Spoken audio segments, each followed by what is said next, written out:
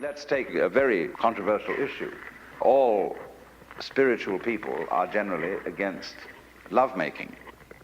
In my point of view, yes, women can be a source of evil if you attempt to possess them.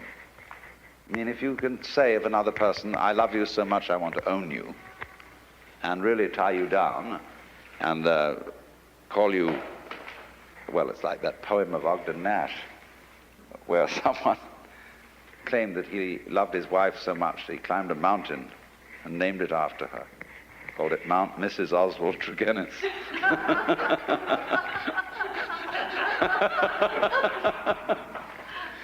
And so, in other words, if you try to possess people and you make your sexual passion possessive in that way, then of course you are trying to cling to the physical world.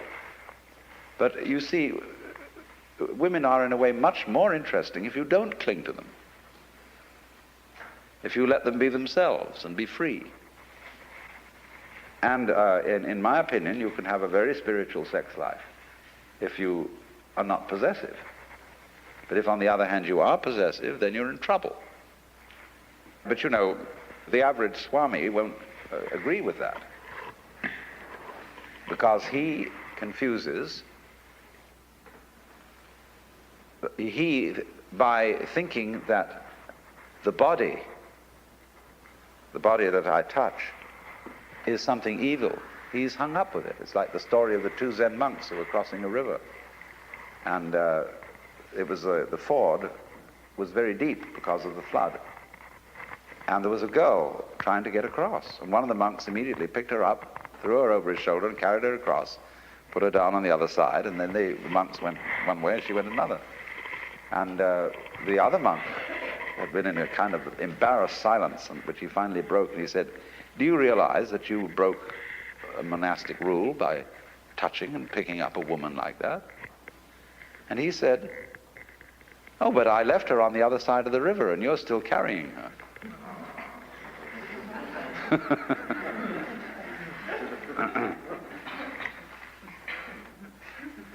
So the whole question then, you see, is that even you can find this to some extent in that rather irritable saint, Paul,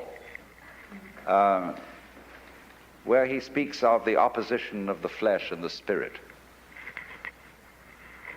Now, this word, sarx, in Greek, the flesh, as he uses it, is really, as Bajayev points out, it's a spiritual category. For the Christian, you see, the word is made flesh in Christ, and there will be the resurrection of the body in the final consummation of the universe. So you cannot really, as an Orthodox Christian, take an antagonistic attitude to the flesh. Why then does St. Paul take an antagonistic attitude to the flesh? Well, you can only save the situation and make the New Testament consistent with itself by saying that he meant by the flesh a certain kind of spiritual category. He didn't mean this, because this isn't flesh.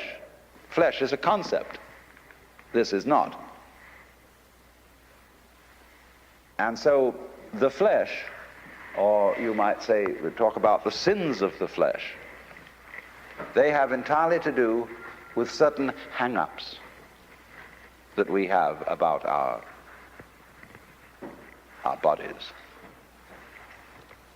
And that again is what I would call leaning on the world, exploiting it.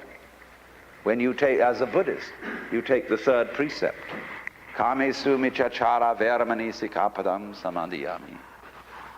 And it's usually translated, I undertake the precept to refrain from adultery. It doesn't say anything of the kind. Kama is passion. Kame sumichahara, therefore, is, I undertake the precept not to exploit the passions. So in other words, you may be bored, see?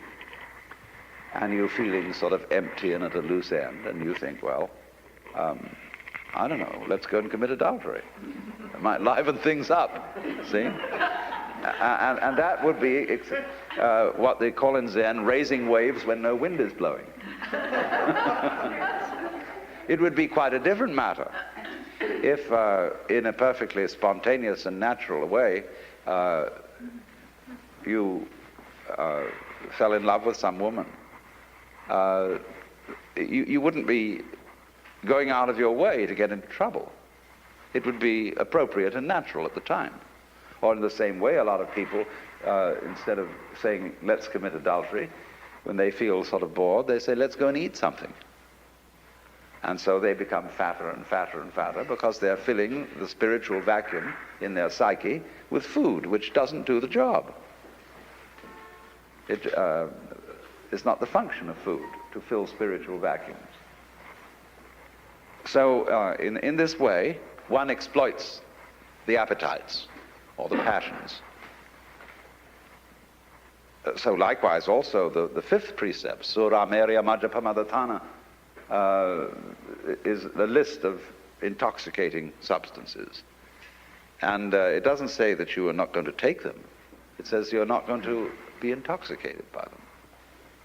In other words, a Buddhist may drink but not get drunk. I don't know how that applies to psychedelics, but that's another story.